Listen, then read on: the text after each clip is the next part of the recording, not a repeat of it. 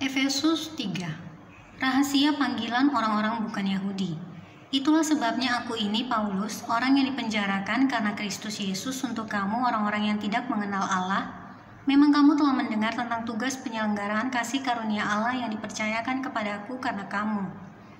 Yaitu bagaimana rahasianya dinyatakan kepadaku dengan wahyu, seperti yang telah kutulis di atas dengan singkat. Apabila kamu membacanya, kamu dapat mengetahui daripadanya pengertianku akan rahasia Kristus, yang pada zaman angkatan-angkatan dahulu tidak diberitakan kepada anak-anak manusia, tetapi yang sekarang dinyatakan di dalam roh kepada rasul-rasul dan nabi-nabinya yang kudus, yaitu bahwa orang-orang bukan Yahudi karena berita Injil turut menjadi ahli-ahli waris dan anggota-anggota tubuh dan peserta dalam janji yang diberikan dalam Kristus Yesus. Dari Injil itu aku telah menjadi pelayannya menurut pemberian kasih karunia Allah yang dianugerahkan kepadaku sesuai dengan pengerjaan kuasanya.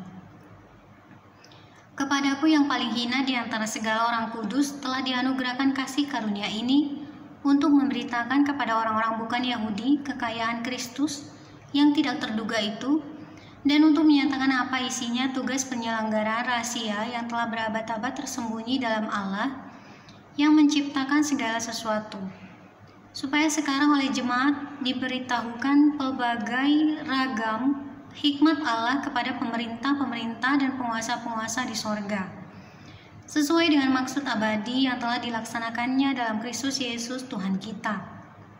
Di dalam Dia kita beroleh keberanian dan jalan masuk kepada Allah dengan penuh kepercayaan oleh iman kita kepadanya.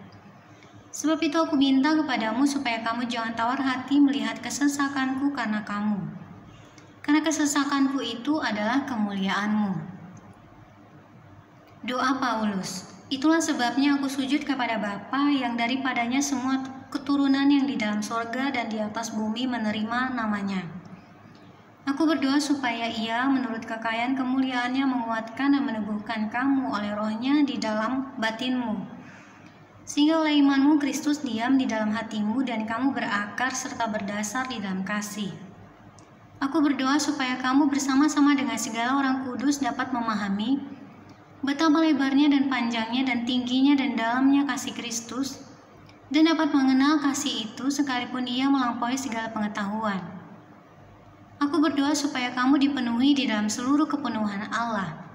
Bagi Dialah yang dapat melakukan jauh lebih banyak daripada yang kita doakan atau pikirkan, seperti yang ternyata dari kuasa yang bekerja di dalam kita. Bagi Dialah kemuliaan di dalam jemaat dan di dalam Kristus Yesus turun-temurun sampai selama-lamanya. Amin.